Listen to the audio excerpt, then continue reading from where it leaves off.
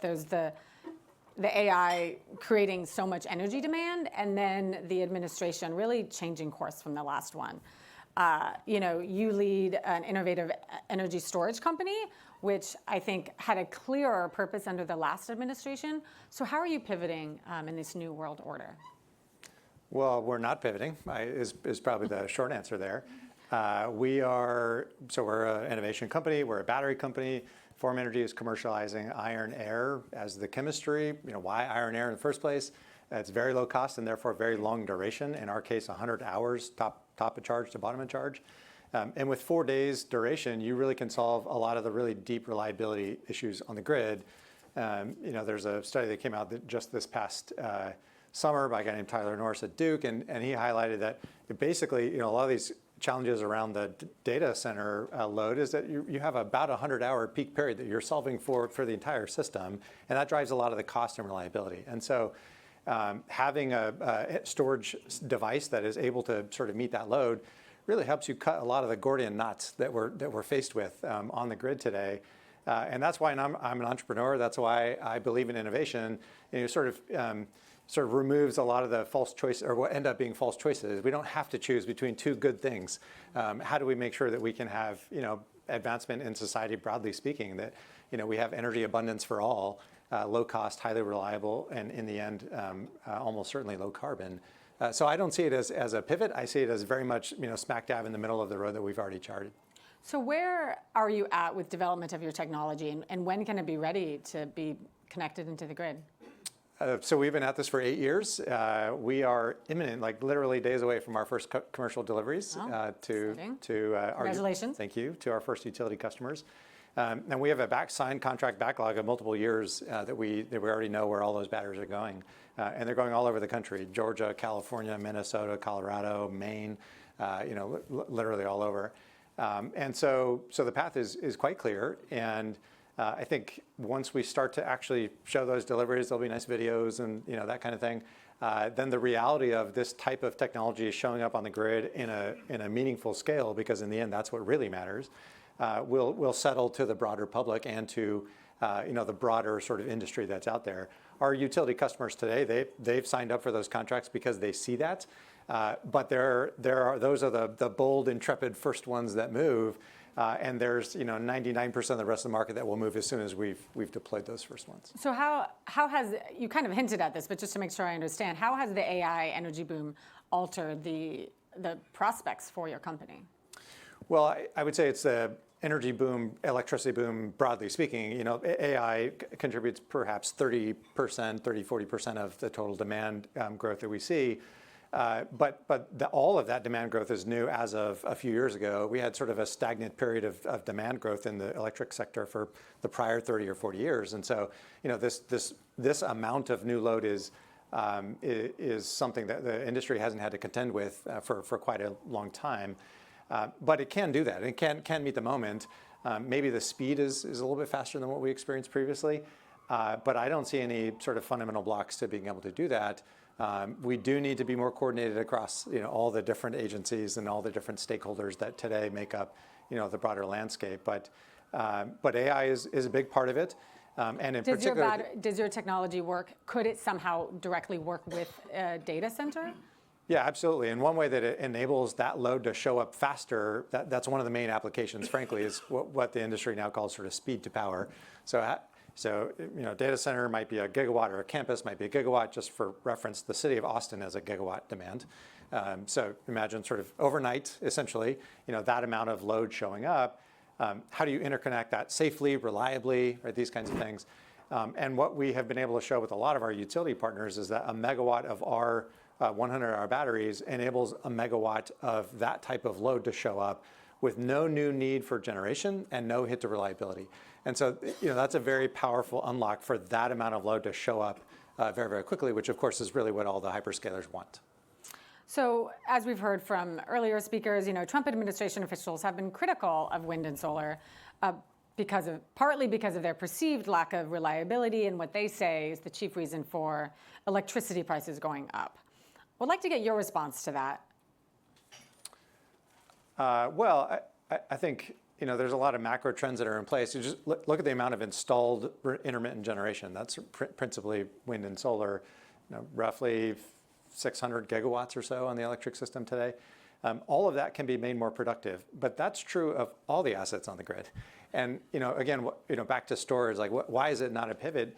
We have been needing a new type of energy storage for a long time. And long-term energy storage. Long-term energy storage, and lithium-ion on the grid is a relatively new advent as well, sort of only over the last decade, and it has been deployed massively, very, very quickly in a lot of different markets. Why? Because it's so valuable. However, it is too expensive by at least an order of magnitude to solve some of these other really big challenges. For the longer term. For the longer term. It's too expensive for the longer multi-day or multi-week solutions that are needed, which means that we have an overbuilt system that is underutilized. So if you look at capacity factors for transmission lines or transformers or the generation itself, all of it is underutilized. And why is that? It's because we have a huge difference between what the peak system needs, those few days a year, right, the coldest days of winter, the hottest days of summer, and then what the average days need. And one way to sort of bridge that gap and cost that goes along with it is have multi-day duration storage, right? Such as Form Energy. So speaking of that, what's the cost equation for you? Where are you, like, let's say you have your first integration to the grid in the coming days. What's going to happen to electricity prices when your technology is plugged in? Well, in the end, we expect, and we've done a lot of the modeling with our customers, which is why they buy it, we expect that this will be a sort of a dampener effect on prices. Why? Because you're utilizing the assets you already have more efficiently, more effectively, and you don't have to go overbuild in the future to get the same result. And so it sort of has a deflationary effect on the system overall. And we've seen this, by the way, already. If you look at Texas, which is an energy-only market, so there's a lot of arbitrage that's played. If you look at the arbitrage opportunities or even the prices in the wholesale market in Texas in August for the last 3 years, wild price spikes 3 years ago. 2 years ago, those were dampened. Last year, even more so. And this year, essentially no price volatility. Why? Because storage has been deployed at such a massive scale there. And so now the daily price spikes have been suppressed. And what you end up with is price spikes over longer periods of time. And so we expect that to be true once we deploy this kind of storage to the grid as well. Have you communicated this type of thing to officials in the Trump administration? Oh, yeah, of course. We were deeply engaged with the U.S. Department of Energy. So then what do they say when you say what you just told us? Oh, they're very supportive of energy innovation. There's no problem there. And I think in the end, any administration wants to solve the biggest problems that their constituents face, and energy prices are a big concern, of course. Reliability is also a really big concern, and making sure that we're also manufacturing and innovating in the United States is also a really big concern. And we have about 1,000 employees, and we manufacture on an old steel mill in West Virginia, which closed about 20 years ago and lost 12,000 jobs. We haven't rehired 12,000 people, but we have rehired about 400 people, and we're going to be adding jobs to that in a place that has a fantastic workforce and needs the jobs. So it's a bigger part of the story, I would say. So we heard from Neil that he thinks his company, Palmetto, will actually be better off ultimately without clean energy subsidies, largely from the Inflation Reduction Act.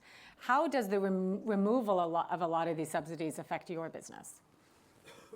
Well, the support energy tax credits for storage were maintained, and in fact, they were extended. And why do you think that was? Or was it because you just have such a good selling just pitch? No, so in particular, geothermal, nuclear, and storage were very much retained. And I think that's because the pressing moment right now is to utilize all those intermittent resources more efficiently, and that's what certainly geothermal and nuclear can do, along with storage. And so, sort of focusing on what some folks call the baseload technologies, or the reliability technologies, is sort of what the path the administration and the current Congress decided to take. So that's great to see that kind of support.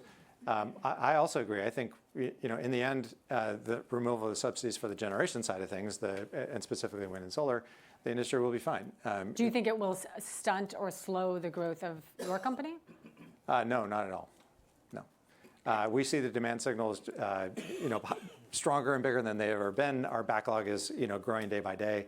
And our customers are asking why they can't get more product faster. So we've seen, in fact, the opposite of demand It's drop interesting to hear this conversation with you, and I've had it already with some others. There's this, perhaps to some, if you read the media, a surprising amount of optimism in clean energy, despite some rhetoric that might suggest otherwise. Why do you think that is? Well, we're here, it's a clean energy, we're here at Climate Week. Climate is just another way of saying trillion-dollar market. And have you said that does the administration agree with you on that term? I think they agree that these markets are massively deep and massively important, and we have to get them right. And so there's not a lot of disagreement around that point. So that's why I think there's optimism, is because there are technologies that are now showing up that have been essentially in the works for a decade, roughly, and are now finally starting to show up in meaningful amounts on the grid and will have a huge impact. And there's a very clear line of sight to be able to do that. And I think that support is bipartisan, frankly. We are going to do another concluding lightning round game of Would You Rather. And if you were listening earlier, Mateo, you have had some head start. So I hope you've been thinking of your answers. Okay. I didn't listen, so I well, good. Then it's going to be a surprise okay. to you. And the audience will be able to compare your answers and see which one they like better. But the rules are that you only have these two options. There's no option C. That's hard for an entrepreneur. I know, it is very hard. Okay. But I know you're up to the task. If you can build this totally new type of battery, you can do this. Okay. Okay, would you rather be completely dependent on a national grid or generate all of your own power off the grid? As a vendor to the national grid, I would say A. Already showing some divergence of positions from Neil, which is good. We like healthy debates. Would you rather partner with the federal government or other corporations? Other corporations. So far, there's an agreement there, which is a lesson to the government. Probably all governments, not just this one. Would you rather spend an hour in Climate Week and UNGA traffic or 45 minutes on the subway? Subway every time. I know. Let's take the subway, people. No more excuses of being stuck in traffic. Would you rather have an AI model that always agrees with you or always pushes back on you? Oh, gosh. If I have to choose, the second one. Yeah. I think the current ChatGPT is way too agreeable, in my opinion. Yeah. Would you rather see the past or change the future? Change the future every time. Thank you very much for that, Mateo.